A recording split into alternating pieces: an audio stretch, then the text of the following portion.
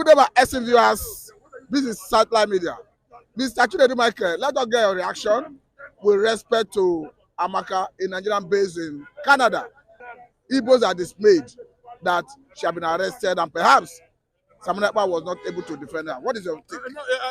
We must get it very clearly at this point, and when we are trying to bring some Ekpa factor in the issue of Amaka, a Biafran Canadian, based in Canada, whose video went viral, where he was reacting to one Kingsley from Austria. Yes, from that Kingsley from Austria who made that statement that all Igbo children all over the world should be poisoned. And Amaka reacted to that Kingsley. And we expected that the federal government of Nigeria, the National Assembly, the Senate, the Federal House of Representatives would have able to conduct or carry out a proper investigation, to ascertain the identity of one Kingsley who is based in Austria. Nothing like that was done. Nothing like that was carried out. No, Abike Dabiri, the chairperson of Nigeria in diaspora, did not see anything from that direction. What immediately it comes to Igbo, you see all of them sitting in the emergency meeting everywhere. Before enough, they are written to the Canadian government, informing them of the reaction or a threat coming from Amaka over the poisoning of Yorubas anywhere they find themselves. But the fact is this, Simon Ekpa believes that Amaka should be defended, and not to stop his arrest. That's what we must understand. So what Simon Ekpa said was, at this point in time, we are expecting that Amaka get the required legal services needed, as he was being alleged that she was arrested somewhere in Toronto by the Canadian police. And that arrest, for me, I think she's going to go through a law already set aside for people, for migrants who got themselves involved in threat of life according to Canadian law. According to Canadian law. So Simon Ekpa could not stop the arrest, but what Simon Ekpa was trying to say is that he is going to support all legal processes in Canada and make sure that the woman is well represented legally. And I think, believably, that is what we are going to see Simon Ekpa do. Even though we are hearing clearly that the Canadian Prime Minister Justin Trudeau has already taken a certain position concerning the issue of Amaka, because we see when similar cases here in Nigeria, where we have the Oba of Lagos, where we have the likes of Bayo Ononuga, Lagos Pedia, all other issuing a life-threatening statement against the Igbos.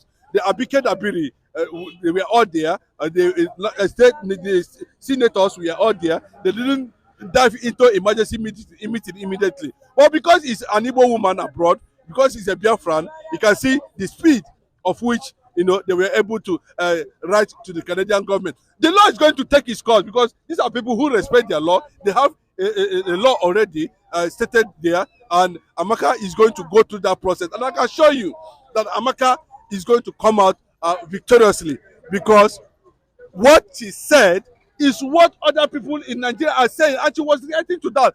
And the woman has a very good record in Canada, because nobody has been nobody whatsoever has ever associated her with crime until now. Okay, now we understand that in that part of the world, the western part of the world, there is justice, equity, and fair play. Rule of law apply. Do you sense that she might not get justice?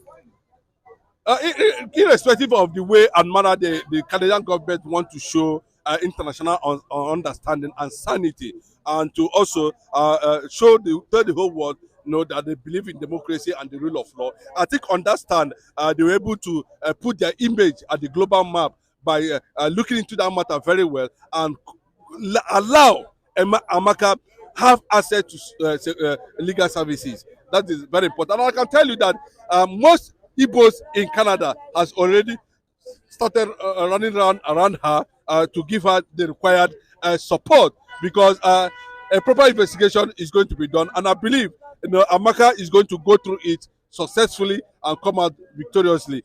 She is a Canadian citizen as I'm talking to you now.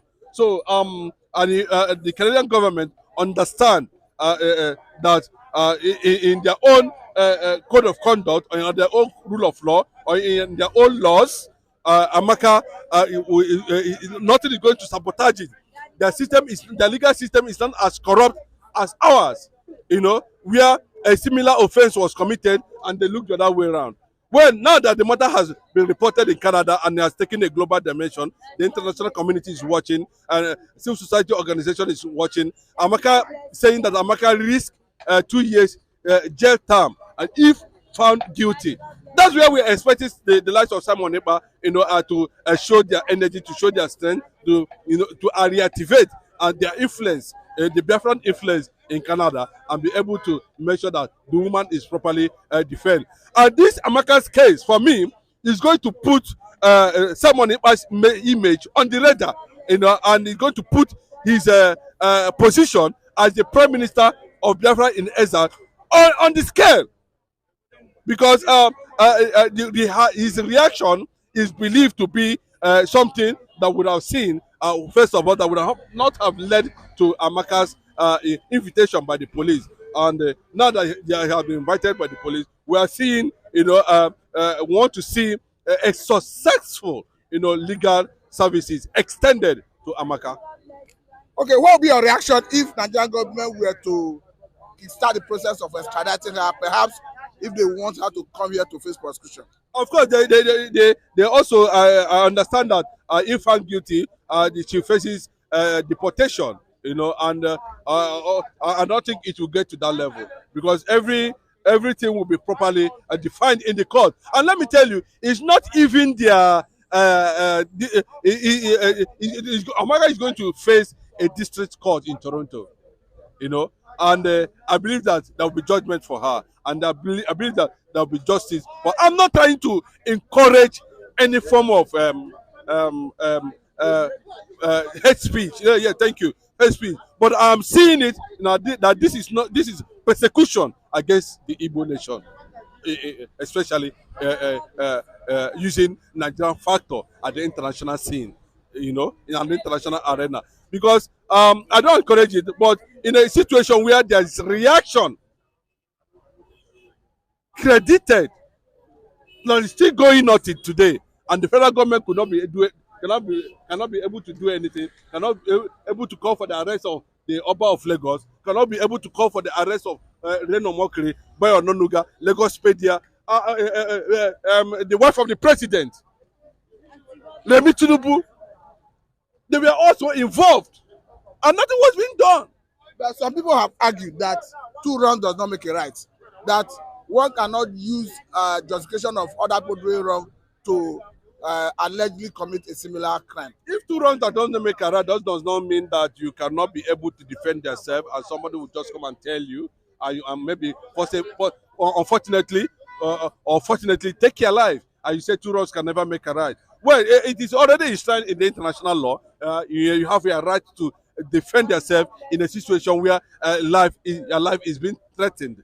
That's the fact. So it's a reaction that we understand where it's coming from. The question you ask yourself is that how many times have you seen an Igbo man and an Igbo woman making a life-threatening statement against any tribe in Nigeria?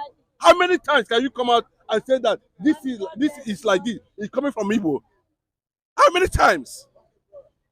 So it's a question people need to look at very well, so that you'll be able to put yourself in a proper perspective before you begin to call Amaka names. But I can tell you that, even if Amaka is being deported, even if he faces 2 years jail term according to Canadian law, she has made that statement, and that statement is a fight, of resistance. Okay, now finally on this, what do you make of the argument of some people who before now said that the person in question that allegedly made the statement is not an Igbo girl? Now the identity have been unveiled. What do you make of the statement of such? The identity is still questionable because we expected her family down here to react, and we have not seen anything like that. But for the fact that he uses that name, Amaka, and he spoke in pidgin English in that regard, it tells you that possibly she is an Igbo woman, and that name is associated with Igbo. So the rising, the right to defend her by Igbo community is worthwhile because the name is Amaka and the name is Igbo, Biafra for that matter. So that tells you that anywhere that name is associated with, of course, the Igbo community will rise in good defense, not because if he's a criminal, of course, nobody's going to come for her defense. But she is only defending, which is normal of any human being. He cannot say two roads can never make a right and you are being killed. Like they are killing people in Nigeria, in North. Go and see what is happening on the North. The Boko Haram went to a particular place and cleared people. So they should just hold their arms. They should not do anything about it. And that means the entire community, the entire race will be wiped up in no distance time. What we are saying is that at this point in time, we want to see Simon Ekpa come in and give and support justice for Amaka at the international level and at the global level. And I expect the United Nations also, or Human Rights Department, to look into the issue of Amaka and see how they can come out with a proper legal support for her. I don't know whether you are of the knowledge that the statement allegedly made by Amaka was trending in South Africa, where South Africans were included in the genocidal threat. Is this something you have knowledge of? Yes, that issue that has to do with one Chidinma that contested for Miss Universe. You can see that she has a South African blood, and on that process, the South African were saying that she's not going to, go. She's not going to do that. She's not going to do that. But at the end of the day, Chidinma went ahead and won Miss Universe in that pageant, beauty pageant competition. So South Africa should understand that we are not against anybody. We are not against any form of any race in this world. What we are seeking for is a space to survive. It's a space to grow. It's a space to develop. So South Africa reacting to the Amaka statement threatening a certain race in Nigeria, should be seen as something that has a political and undertone. Because did she allegedly threaten South Africans as well? No, you see, this government is out to continue to carry out propaganda against Nnamdi Kanu, against Simon Ekpa, against Biafrans, against Igbos anywhere, anytime. I wouldn't see this happening during other subsequent government, but it has become prominent and significant under Tinubu. What is actually going on? That's the question we need to ask ourselves. Why are we suddenly having ethnic profiling under Tinubu's government, singling out the Igbo nation? What is actually the issue and what is going on? So it tells you that there might be some certain things that is going on the ground that we might not be able to know. But what I'm telling you, at the end of the day, the world will need to know and understand that Amaka deserves to be supported at this point. Justice for Amaka. Patience. Thank you very much. Until a time when we get answer to your questions, we can always avail the word of it. But for now, I think it's a good place to let it go. I must say, baby, thank you for your time. Hope to have you next time. This is Satellite Media and I'm Mr. Matthew. Thank you very much. Igbos, we don't detract from at least representing our nationality too well. The Yoruba journalist that said it, I repeat it, is hiding his profile. He is being faceless. He doesn't want to make known his own identity. That's why he has right talking but does not make sense. I don't understand. He's saying that we are bringing shame to international community. What about Tinubu that has brought shame to African continent? No, he's a Yoruba man. He can say rubbish about Igbos. I'm telling you that Yoruba man Tinubu has finished Africa by what? His illicit activities based on drug, certificateless identity, no traces of paternity. Yes, all goes to Tinubu. That one is not a shame to other tribes in Nigeria. Okay, that one does not spread shame on the African continent at large. But it is one Igbo man mess. If Igbo man just fat, if Igbo man fat, Igbo man nuar for foul the air, it will become shame to all Nigerians. See, other journalists, you are just saying rubbish about Igbos. Let us see your face. Let us know your name to know how to treat you. You cannot just hide talking. I am talking to the world. I'm educating the world. I'm analyzing. I'm giving my own analysis. I don't hide my faces because I know that I have what good intention. But you that is spiking the face to punish the nose, why are you hiding? Come out and make yourself known. Let the whole world knows how to react to your own, at least, analysis.